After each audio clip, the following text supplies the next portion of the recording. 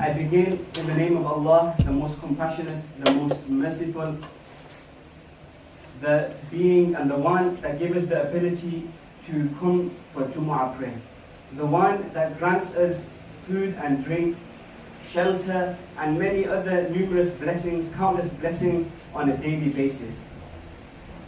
I send salutations on the last of messengers, the last of prophets, the messenger and the prophet after whom no other prophets and no other messengers will come, none other than Prophet Muhammad sallallahu alaihi wasallam. Global statistics in relation to poverty, in relation to people suffering from hunger, in relation to people suffering from thirst are devastating. One only needs to do a simple Google search and look up the reliable websites in relation to the difficulties, the hardships people are facing in relation to poverty around the world. And what makes these statistics sound worse is the amount of food and drink, the amount of resources that are being wasted by those individuals that are blessed and that have been blessed with food, drink, and water and abundant resources. The amount of wastage and wasting that is taking place on a daily basis, especially from those that have been blessed with food, drink, water, and resources, is devastating. It is crazy on appalling proportions. And it is for this reason that we need to understand what Allah the Almighty mentions in relation to wasting, in relation to wastage, what the Prophet ﷺ mentions, and what the Hadith mentions in relation to wasting. First and foremostly, when Allah has blessed us with food and water, drink, and resources, then these are all blessings. That is why we say Allah has blessed us with these things. These are all blessings. These are all blessings that we need to cherish. We need to understand that they have come from Allah the Almighty. Allah the Almighty, when He blesses us with any blessing, then we have to thank Him. And part of thanking Him is to safeguard that blessing, to appreciate that blessing, to not waste that blessing. Allah the Almighty, He mentions in the Quran, ثُمَّ لَتُسْأَلُنَّ يَوْمَئِذٍ عَنِ النَّعِيمِ, that on that day, on the day of judgment, surely indeed you will be asked in relation to the blessings, in relation to the bounties that you are blessed with. Allah the Almighty will ask you. So we will be accountable for every single blessing Allah the Almighty blesses us with. So when we will be accountable, when we will be held account on the day of judgment to all the blessings, then we need to understand that these blessings are blessings from Allah that we should not undermine the importance of, and we should truly cherish and look after these blessings. So when we go out to buy food, when we go to the shops, when we go to the supermarkets, then we need to make sure we buy that amount of food that is sufficient for our needs. Not that we buy excessively, we buy extravagantly, we buy so much that when we come back home, we use some, we consume some, and the rest goes to waste. We ourselves need to ask ourselves the question, how much food do we waste on a daily basis? How much drink do we waste on a daily basis? How much water do we waste on a daily basis? How many of Allah's blessings do we waste? Only we ourselves know the answers to this, and we need to ask ourselves these questions. Why? Because we will be asked in relation to these blessings on the day of judgment. Allah will ask us. And that is why Allah the Almighty, He mentions in the Quran, كُلُوا وَشَرَبُوا وَلَا تُسْرِفُوا إِنَّهُ لَا يُحِبُّ الْمُسْرِفِينَ, that eat and drink within the boundaries of Sharia, eat and drink that which is lawful, like Allah mentions in another verse in the Quran, كُلُوا مِمَّا فِي الْأَرْضِ حَلَالًا طَيِّبًا, that eat from whatever Allah has blessed you on the land, eat, but that which is lawful and that which is pure. So Allah is saying eat and drink. Allah is not stopping you from eating and drinking that which is lawful and pure, but Allah mentions that do not waste, do not be extravagant, do not waste. Why? Because Allah the Almighty, He does not love those that waste. Allah the Almighty, He does not like those that waste food, that waste drink, that waste water, that waste all these blessings. Allah the Almighty dislikes such individuals. And the word Allah uses here is musrifin, and this comes from the word israf. And israf means to waste. And scholars mention it means to transgress boundaries. When a person is wasting food, wasting drink, wasting water, wasting Allah's blessings, then he is transgressing boundaries. He is going over limits. And Allah the Almighty does not like those individuals that transgress boundaries and that goes over the limits. And it is in relation to this word israf. Allah uses words in relation to this numerous times in the Quran. Allah the Almighty mentions in another verse in the Quran, وَكَأَيٍّ مِّن نَبِيٍّ قَاتَلَ مَعَهُ رِبِّيُّونَ كَثِيرٌ. And then he further on mentions, وَمَا كَانَ قَوْلَهُمْ إِلَّا أَن قَالُوا رَبَّنَا اغْفِرْ لَنَا ذُنُوبَنَا وَإِسْرَافَنَا فِي أَمْرِنَا. And this is in relation to prophets that came before our times. Allah mentions that there were prophets that came and they had supporters. They had knowledgeable folk with them. And when these prophets needed to struggle in the path of Allah, when they needed to fight in the path of Allah, then they had supporters. They had noble people with them that supported them, the prophets. Now, there came times where the prophets were martyred. And when the prophets were martyred, then their supporters, their believers, obviously, they had to go through testing times that their leaders have been martyred. But these supporters and these true servants of Allah, they used to stay steadfast. They used to stay patient. They never used to lose this connection with Allah the Almighty just because their leaders, just because their prophets had passed on, just because their prophets passed away. Allah mentions that they kept this connection with Allah, these supporters of these prophets.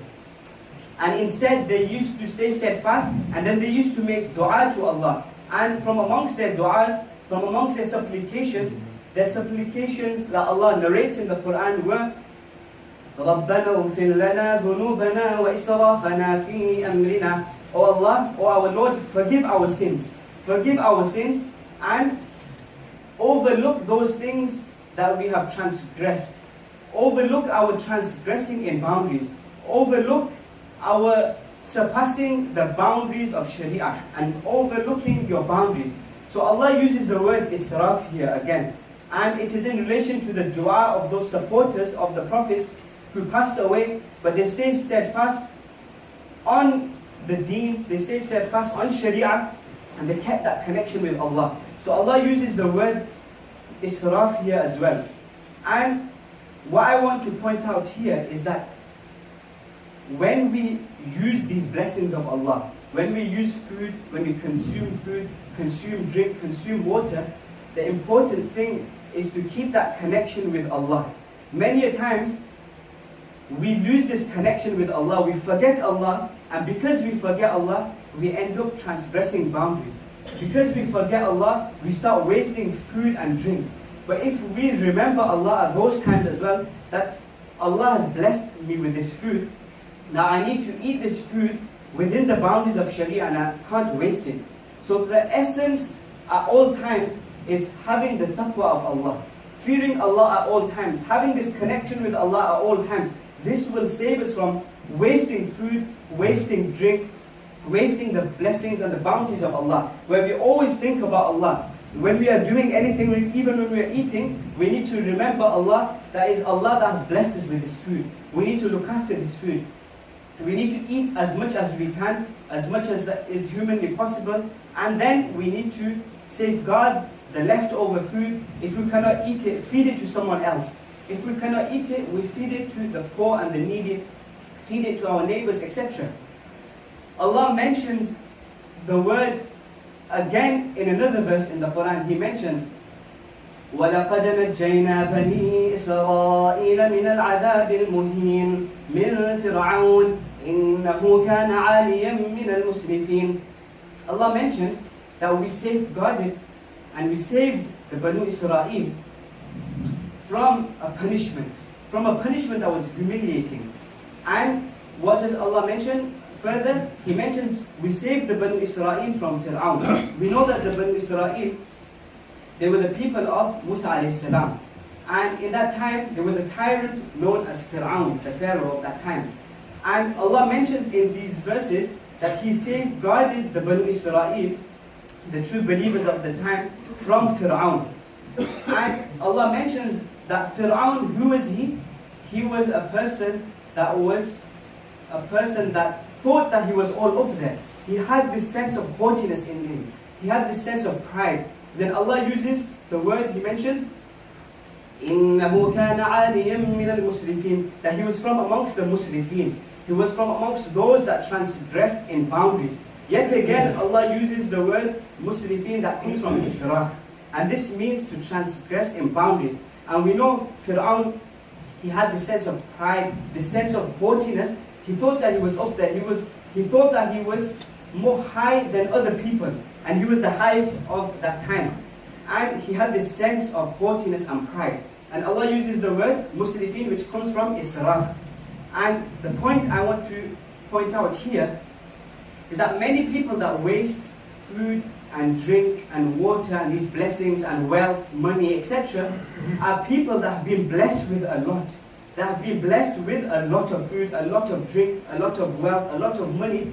What they think when they waste is that I've been given so much money, so I will buy so much food.